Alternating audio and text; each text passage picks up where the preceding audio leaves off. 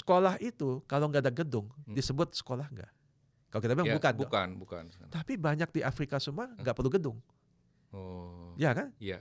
Yang penting kan ada gurunya, ada Gurunya, pengajarnya. betul. Dan ini yang selalu dibilang teman-teman di MPK jadi candu. Iya. Bahwa kalau dana bosnya hilang, Iya. sekolahnya kolaps.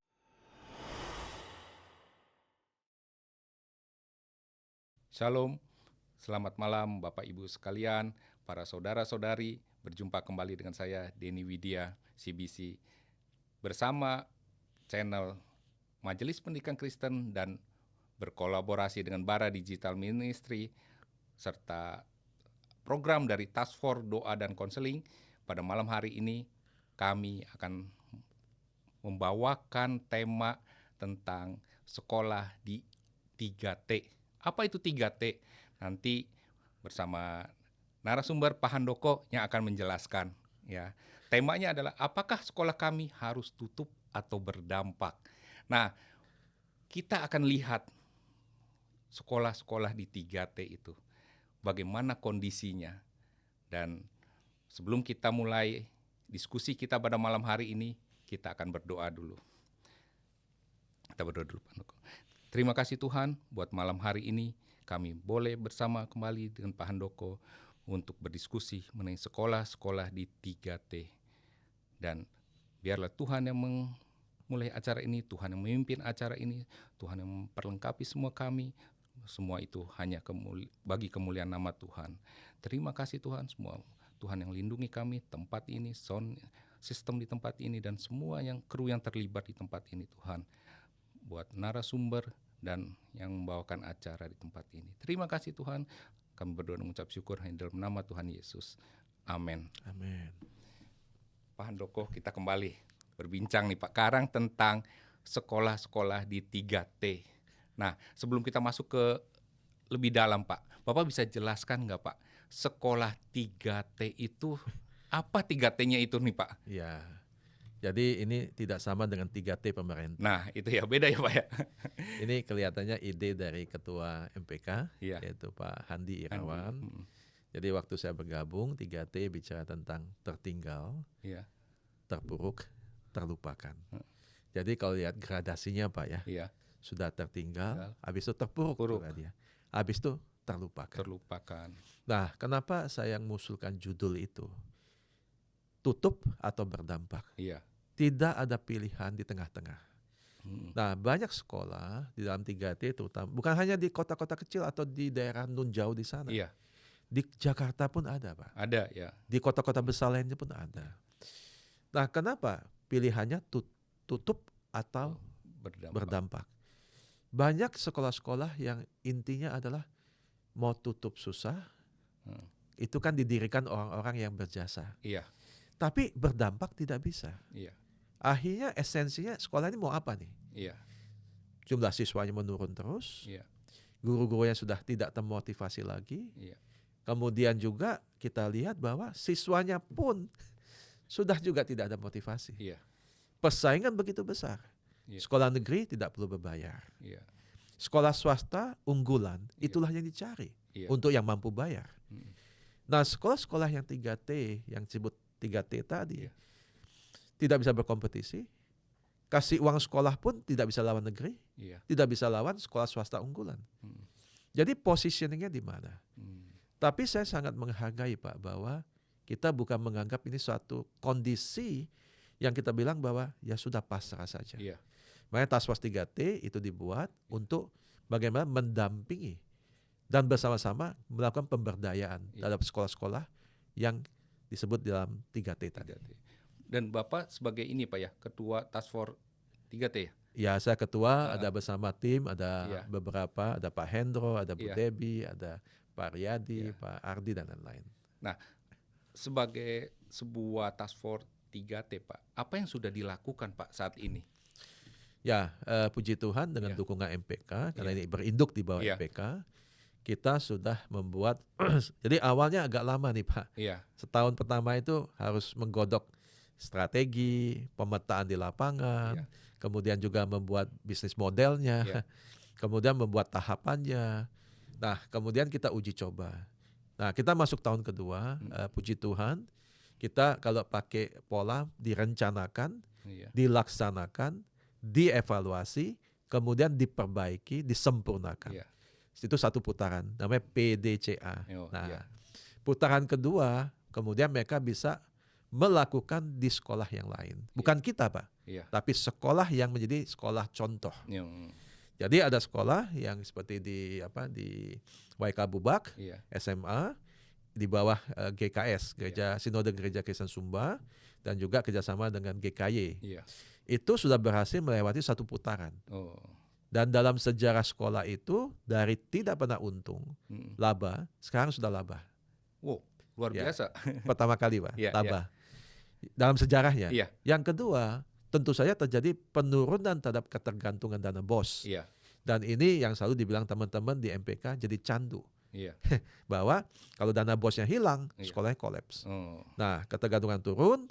Yang ketiga, itu bicara tentang apa? Uang sekolahnya bisa dinaikkan. Iya. Kenapa? Karena sekolah itu menjadi lebih kompetitif. Nah, ini kita ada beberapa pilot di Nias, di Solo, di YK Bubak, di Sumba itu. Nah, nanti juga kita mau ke SOE bersama dengan Sinode Gemit. Kalau di Nias dengan BNKP, dengan Sinode Amin. Kemudian ada Gemibem, itu di Kota Mobagu. Kemudian ada beberapa lagi, dan tahun ini ada lagi sekitar 10 lebih yang kita akan pilotkan bersama-sama.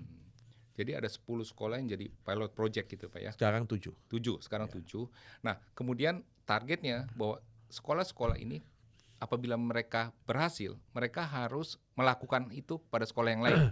Satu adalah mereka menjadi contoh. Menjadi contoh. Problem kita di Indonesia itu adalah kalau belum lihat contoh belum percaya. Oh, ya. Apa mungkin masa sekian lama nggak pernah untung bisa untung?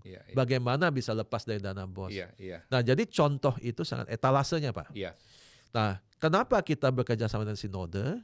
Karena di dalam satu sinode, sekolah ini akan menjadi contoh dalam sinode yang sama. Makanya waktu kita desain, Pak Hendro itu yang pemikirnya, DNA-nya itu adalah multiplikasi. Jadi bahwa kalau sekolah ini berhasil, dia punya DNA memultiplikasi kepada sekolah-sekolah lain di dalam sinode yang sama. Nah, Pak, luar biasa ini.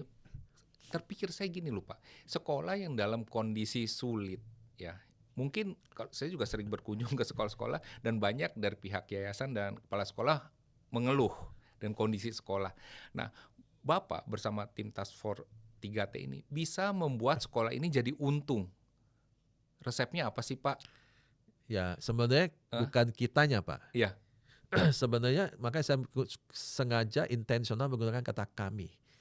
Jadi sekolah itu biasanya, Pak, ya, yang kita temukan, sekolah itu kan ada kepala sekolah, ada kepala bidang, kurikulum, sumber daya manusia dan lain-lain. Kemudian ada guru. Inilah yang biasanya mereka mau mempertahankan sekolah. Saya menghargai sekali itu. Nah, tetapi mereka bernaung di bawah Yayasan Pendidikan Kristen. Nah, biasanya pengalaman kami melihat ada kepengurusan, pembina, pengurus, pengawas dalam satu yayasan. Ada yang saya bilang gini, full time, part time, spare time, no time. Ya, saya lama ya. Full time itu selalu mereka ada. Kemudian ada part time, ya separuh waktu lah. Ada yang spare time. Kalau saya ada waktu saya lakukan. Ada yang no time. Nah, ini penting bahwa kepengurusan itu menurut saya itu Bapak harusnya jadi Bapak yang memastikan bahwa sekolah-sekolah ini berhasil. Makanya kata kami itu siapa? Apakah hanya kepala sekolahnya yang mau sekolah bertahan? Atau pengurusnya harusnya yang bertanggung jawab? Ke atas lagi sinodenya. Karena sinode inilah yang melahirkan intervensi pelayanan melalui pendidikan. Itu sebagai ladang misinya, yaitu melalui membuka yayasan, menunjuk pembina, pengurus, pengawas. Dan mereka ini jadi bapak, kepala-kepala sekolah dan juga stakeholder di dalam sekolah. Nah, jadi ini sangat penting buat kita pahami bahwa ya itu satu ekosistem yang. Nah, jadi kami itu sebenarnya hanya dipakai Tuhan untuk apa? Untuk mendampingi, Pak. Tapi pada akhirnya yang menjadi champion yang harus itu adalah mereka. Terutama menurut saya adalah di kepengurusan yayasan. Karena mereka itulah bapaknya yang punya tanggung jawab. Sekolah itu eksekutifnya yang melaksanakannya, mengeksekusi. Kurang lebih begitu, Pak. Nah, Jadi dalam program ini, kalau yayasan atau gerejanya nggak mau terlibat, nggak bisa gitu? Tidak. Nggak bisa ya? Jadi Nggak dari bisa. awal, Udah ada harus ya komitmen gitu. betul. Kita perkenalan, kita sudah harus berbicara apakah dari sinodenya Iya. dan yayasannya bersedia untuk berkomitmen. Oh. Nah, yang 7 ini bersedia itu. Betul sekali. Oh. Jadi ada assessment-nya. Iya, iya. Nah, targetnya bagaimana, Pak? Apakah target itu ada waktunya, mereka nih harus bisa berhasil dalam program ini? Ya. Jadi perencanaan melalui proses fasilitasi Iya. bersama tim itu dilakukan untuk 2-3 kali. Waktu pertama kali sampai 3 kali kedatangan, kan biaya mahal, Pak. Iya. Sesudah kita sempurnakan 2 kali. Jadi kelihatannya bisa 1-2 kali, tergantung titik awal daripada sekolah dan yayasan tersebut. Iya. Nah, dalam proses 2-3 kali kedatangan, kita sudah menghasilkan yang kita sebut rencana strategis 3 tahun. Iya. Dan kemudian rencana tahunan. Hmm. Nah, ada KPI-nya, ada ukuran keberhasilannya, Iya. dan juga ada rencana investasi 1-3 tahun. Iya. Nah, disitulah kita akan mengevaluasi 1 tahun pertama melalui proses yang tadi, Pak, PDCA tadi. Nah, kemudian kalau kita melihat bahwa inilah yang kita mau jalin sama-sama, masuk tahun kedua. Tahun kedua, masuk tahun ketiga. Nah, kita perjalanan baru masuk tahun pertama, ada yang sudah hampir menyelesaikan tahun pertamanya. Oh. Nah, tantangannya apa, Pak, dalam menghadapi program ini ya, yang Bapak hadapi di lapangan nih? Yang pertama, mindset, Pak. Mindset. Musuh kita yang terutama adalah diri kita. Jadi perkataan, ya kita kan nggak punya uang. Selalu pertama nggak punya uang. Iya. Saya selalu mengingatkan diri saya dan juga teman-teman, pengusaha itu, Pak, kalau dia lihat kesempatan nggak punya uang, dia bisa membuat itu. Iya. Maju aja. Uang bukan nomor 1 lah ya. Iya. Yang penting kesempatannya dulu. Tapi kalau di dalam dunia pelayanan, yang ditanya pertama, uangnya dulu ada nggak? Iya. Padahal kata iman itu penting. Iya. Iman itu kan bukan ada uangnya. Betul. Nah, tapi saya tahu uang itu dibutuhkan. Iya. Nah, tantangan salah satu adalah uang dulu atau panggilan nih, gitu ya. Iya. Nah, yang kedua adalah ketidaktahuan, Pak. Jadi di dalam kepengurusan biasanya tidak tahu betapa pentingnya, betapa luar biasa mandat yang Tuhan berikan kepada pengurus. Iya. Nah, pengurus ini yang kemudian juga harus punya keahlian dan lain-lain. Nah, itulah yang menurut saya tantangan terbesar. Iya. Kalau di tingkat sekolah, soal guru, kemudian kurikulum, soal infrastruktur, itu tantangan sendiri. Tetapi yang dari Task Force 3T fokusnya adalah berkaitan dengan manajemen sekolah. Kami menemukan bahwa manajemen sekolah, kalau kita letakkan pondasi yang kuat, dan juga mereka mampu melakukan sendiri, mengelola sendiri, dengan satu praktek-praktek yang sudah teruji dalam manajemen, pemasaran, sumber daya manusia dan lain, keuangan juga, kami percaya bahwa itu mereka sudah bisa mandiri. Iya. Nah, sebenarnya apa sih mimpi besar dari Pak Handoko terhadap sekolah-sekolah 3T ini? Jadi ini sebenarnya bukan mimpi saya, tapi mandat yang diberikan oleh Ketua MPK. Itu kan secara pribadi Bapak punya inilah ya. Kalau untuk menjadikan sekolah ini bagaimana gitu. Kalau saya pribadi bukan sekolahnya, Pak, tetapi generasi pemimpin yang akan dilahirkan, dipersiapkan oleh sekolah itu. Iya, anak siswanya siswa, kan, Pak? Siswa. Sekolah itu kalau nggak ada gedung disebut sekolah nggak? Kalau kita bilang bukan. Tapi banyak di Afrika semua nggak perlu gedung. Oh. Ya kan? Iya. Yang penting kan ada gurunya, ada pengajarnya. Betul. Yang mampu melihat talenta, potensi, dan juga kemampuan anak-anak ini, siswa ini. Iya.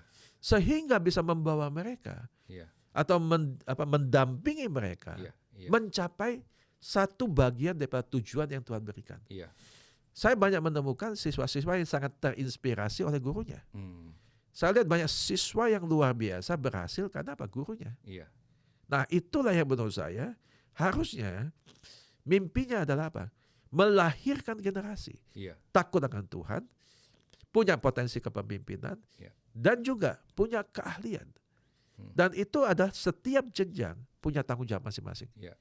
Jadi kalau ada presiden dari Indonesia atau menteri atau apapun yang takut akan Tuhan, yang punya keahlian, dan juga memenuhi potensi panggilan itu, harusnya ada lahir dari sekolah-sekolah Kristen. Salah satunya. Nah, kondisi Pak, sekarang sekolah yang mau terlibat di situ, maksud gini, Bapak kan memilih sekolah-sekolah ini. Selain kriteria yayasan, sinode gereja mau terlibat, ada lagi nggak Pak kriteria? Kita sebutnya low hanging fruits. Jadi kalau kita lihat pohon apel, pohon apalah ya Pak ya, kita kan nggak mungkin cari buah yang paling tinggi. Kita cari buah yang kalau bisa ambil pakai tangan. Saya nggak tahu, masih kecil dulu kita suka ambil jambu tetangga gitu ya. Kita akan ambil dari yang paling bawah. Itulah low hanging fruits. Jadi kita selalu mencari yang bisa keluar dari ketepukan dan cepat. Sehingga bisa menginspirasi yang lain. Nah, kita cari sekolah itu. Nah, mencarinya yang tahu sebenarnya adalah pengurus-pengurus sekolah, yaitu yayasan. Jadi kita berbicara dengan yayasan bahwa ini kira-kira sekolah mana nih? Dan mereka akan mengusulkan beberapa sekolah. Nanti abis itu kita ada assessment Pak. Jadi pihak yayasan yang mengusulkan ya Pak ya? Tapi kita ada kasih kriterianya Pak. Misalnya jumlah siswanya berapa banyak, lokasinya di mana. Salah satu yang saya lihat temukan penting adalah potensi siswa dalam usia sekolah di dalam wilayah itu. Karena ada beberapa sekolah saya lihat sebenarnya tidak ada jumlah siswa yang memadai dalam 5-10 tahun mendatang. Kayak Korea Pak ya. Mereka harus mendatangkan siswa dari luar negeri Pak. Karena penduduknya menurun. Nah, termasuk usia sekolah. Kalau di wilayah itu tidak ada usia sekolah lagi, atau bisa dipenuhi oleh satu sekolah negeri, kenapa sekolah terus ada? Itu satu fakta yang kadang-kadang menyakitkan, bahwa harus tutup sesudah sekian tahun. Tapi itu baik terjadi Pak? Ada. Makanya salah satu yang di Task Force 3T lakukan adalah pemetaan dulu terhadap hal-hal tersebut. Termasuk salah satunya adalah berapa banyak usia sekolah di dalam sekitar radius kita berapa jauh dari sekolah itu. Dan juga persaingan. Nah, kalau di MPK sendiri kan setahu saya ada 5 grade sekolah itu. Nah, sekolah-sekolah yang masuk dalam Task Force 3T ini sekolah-sekolah kategori mana tuh Pak? D dan C. D dan C. Jadi biasanya sangat tergantung sama dana BOS. Jumlah siswanya menurun terus dalam persentase tertentu, dan juga kebergantungan uang sekolahnya itu sulit sekali. Karena ya orang nggak mau bayar di sekolah tersebut. Nah, kemudian ini kan baru 7 sekolah ya Pak ya. Nanti ini terus akan berkembang atau nanti yang sekolah ini berhasil yang akan mengembangkan kan seperti tadi multiplikasinya itu Pak. Jadi kita ini kan sambil berjalan sambil mengamati Pak. Ini tahun kedua kan? Tahun kedua, masuk tahun ketiga. Masuk tahun ketiga. Jadi yang pertama itu adalah tadi strateginya adalah low hanging fruits. Biar itu cepat berhasil. Yang kedua itu adalah multiplikasi. Tahun kedua, ketiga terhadap sekolah-sekolah dalam yayasan atau sinode yang sama. Nah, ketiga dalam perjalanannya kami melihat bahwa peran MPKW itu sangat penting. Kami berharap bahwa semua alat bantu, bisnis model, framework, dan apapun namanya yang sudah dibuat itu bisa ditularkan ke MPKW sehingga MPKW bisa menggunakan dalam konteks mereka ke wilayah mereka. Karena nggak mungkin Task Force 3T, kita kan semua sukarelawan untuk melakukan semua ini. Jadi kita hanya bisa mendampingi satu pilot dalam satu wilayah. Tapi harapan kami MPKW itu bisa juga bersama-sama kita. Nah, kemudian kita belajar sama-sama. Habis itu mereka bisa lakukan sendiri. MPKW harus terlibat juga ya. Pengharapannya. Pengharap gitu ya. Sampai sekarang kita lagi eksplorasi terus. Nah, kemudian Pak, nanti solusi yang sekarang Task Force 3T ini lakukan Pak ya. Kan Bapak bilang tadi ada 7 sekolah, 1 sudah terlihat hasilnya. Nah, yang 6 lagi gimana Pak? Yang di Solo sudah mengarah ke sana. Kesulitan salah satu adalah soal keuangan. Jadi keuangan bukan uangnya. Yang mau ngasih uang cukup banyak Pak. Persoalannya adalah bagaimana menuangkan laporan keuangan. Jadi sekolah-sekolah ini ternyata masih berantakan ya. maaf ngomong, mengalami tantangan, kesulitan. Dan yayasan biasanya juga tidak punya orang ahli di dalam keuangan. Ini satu persoalan tersendiri. Iya. Jadi kalau kita laba atau rugi itu nggak tahu. Nah, jadi persoalannya bahwa sebenarnya ada fungsi-fungsi manajemen harusnya ditarik ke yayasan. Kalau ditaruh ke sekolah, Pak, kasihan sekolahnya. Ya toh? Iya. Misalnya gini, Pak, kita punya satu yayasan 20 sekolah. Iya. Apakah setiap fungsi keuangan atau sumber daya manusia itu dilakukan setiap sekolah? Iya. Harusnya kan bisa ditarik ke pusat, iya. sentralisasi, yaitu yang disebut yayasan itu. Iya. Yayasan cuma bisa invest satu orang kan, sehingga bisa mendampingi sekolah ini, sehingga sekolah bisa fokus dalam soal apa? Soal pendidikan. Nah, ini salah satu persoalan. Nah, jadi ini persoalan-persoalan ini yang muncul, Pak, biasanya. Kemudian yang di Kota Mobagu dalam proses juga, kemudian yang di Nias kita masih menyelesaikan perencanaannya. Di SOE kita akan lakukan segera di dalam minggu depan sebenarnya. Ada satu lagi saya lupa di mana. Jadi prosesnya begitu, Pak. Dan ya berharaplah 7 sekolah ini bisa tertangani, Pak ya. Ya, dan tambah lagi 10 atau 12. 12. Karena multiplikasi langsung banyak. Banyak. Saya lihat gini, Pak Denny. Di awalnya mungkin kesannya kok lambat. Iya. Pengalaman saya begitu. Karena gini, Pak. Kalau Bapak bangun rumah, paling lama di mana? Pondasi. Betul. Tapi manusia mau cepat. Iya. Yang kita lihat kalau beli rumah, Pak. Iya. Kita lihat misalnya gini ya, Pak. Rumah udah jadi, Pak. Yang kita lihat apa, Pak? Interiornya. Interior kan? Kita nggak pernah tanya toh. Ini pondasinya nggak pernah, Pak. Nggak pernah nanya. Tahan gempa kah? Di Jogja, saya kebetulan bekerja pernah dengan, dan sampai sekarang bekerja dengan lembaga fokus untuk bangun rumah, Pak. Untuk masyarakat prasejahtera. Di Jogja, Pak. Ribuan rumah hancur. Waktu gempa bumi dibangun tanpa struktur dan pondasi yang tahan gempa. Nah, ya itu ya, pondasinya Bapak kuatkan dulu lah ya. Setelah itu baru mulai. Nah, ini Pak, pengalaman apa sih yang paling Bapak berkesan dalam menangani ini Pak? Sekolah 3T. Waktu awal saya diminta, saya berpikir ini suatu kayaknya kok sulit amat ya. Karena bukan bidang saya. Bidang saya manajemen, strategi dan lain-lain. Tapi puji Tuhan, saya punya rekan-rekan yang luar biasa. Ada saya sebut Pak Hendro, tadi ada Bu Sandra, Bu Debi, Pak Riyadi, Pak Ardi dan lain-lain.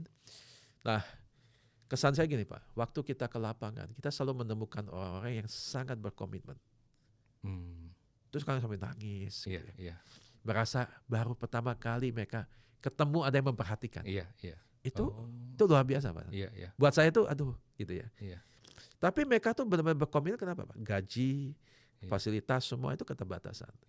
Nah, tetapi waktu kita memberikan satu hal itu seperti oase, Pak ya. Tanah yang kering datang hujan gitu. Kehausan yang luar biasa dan membuat mereka haus belajar. Jadi ngambilnya itu. Nah, yang membedakan gini, Pak, sama pelatihan. Pelatihan itu kan kita kasih pelatihan, habis itu kita pergi. Tetapi kalau kami ini yang lakukan pemberdayaan. Jadi ada pendampingan. Maka saya suka membedakan dengan konsultan. Kita dampingi di dalam setiap fase itu sampai dia semoga puji Tuhan berhasil. Jadi kita sekarang ada tambah satu lagi namanya organ PIC wilayah. Jadi kayak Jawa Tengah, Pak Riyadi itu PIC untuk Jawa Tengah. Dia membantu yang di Solo punya pilot, dan dia juga memperkenalkan dan juga nanti mendampingi di wilayah Jawa Tengah bekerja sama dengan MPKW di sana. Nah, kemudian Pak, sebelum kita akhiri ya, nah apa sih harapan Bapak terhadap ini Pak ya, program 3T ini, dan apa yang Bapak harapkan juga dari para pendengar, dari masyarakat terhadap program 3T ini, Pak? Ya, dari 3T kami berharap dengan kasih karunia Tuhan, kita menjadi satu bagian daripada MPK, divisi-divisi atau bidang-bidang lain, untuk bersama-sama sebagai tubuh Kristus, untuk kita bisa memberi dampak dimanapun Tuhan percayakan kita melalui pendidikan.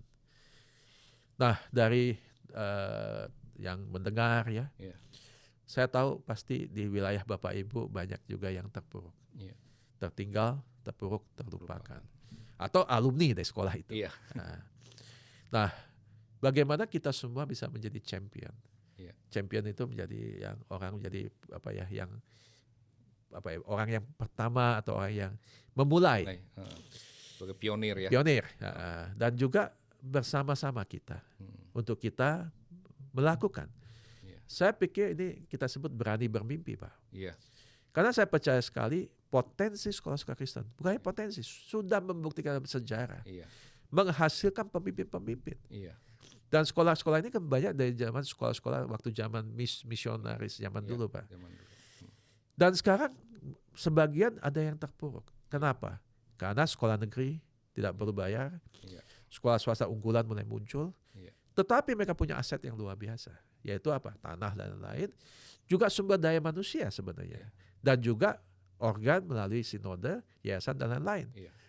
Itu banyak sekali, Pak, seluruh Indonesia.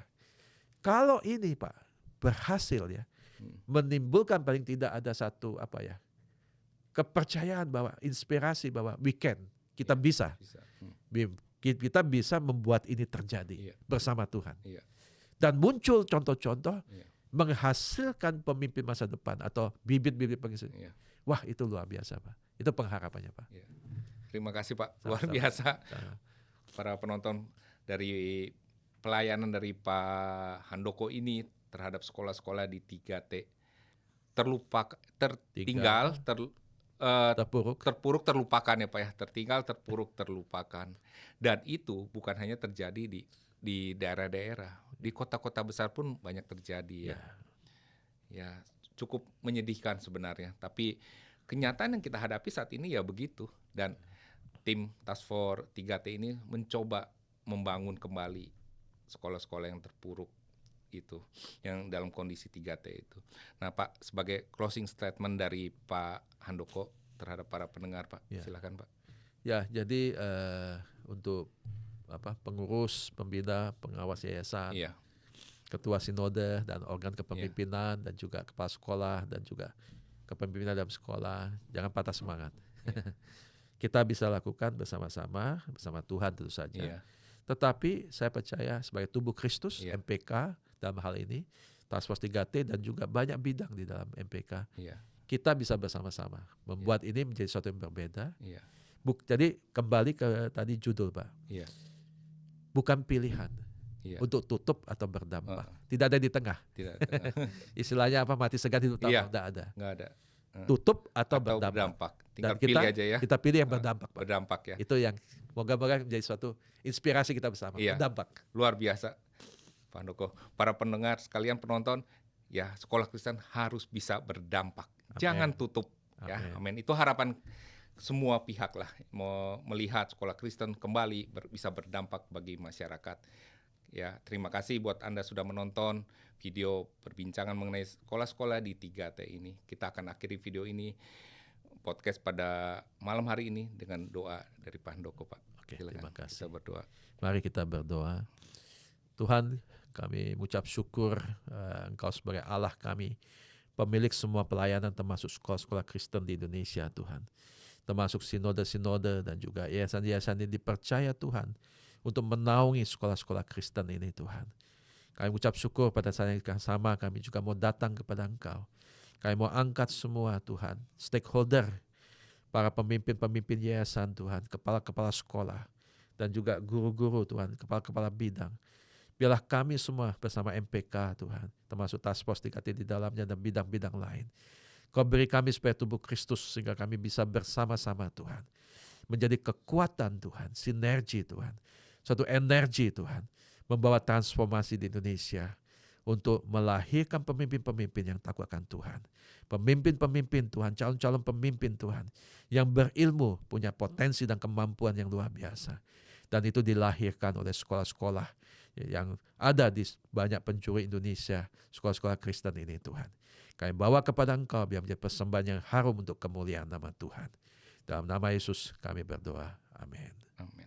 Terima kasih Pak Handoko. Sama-sama.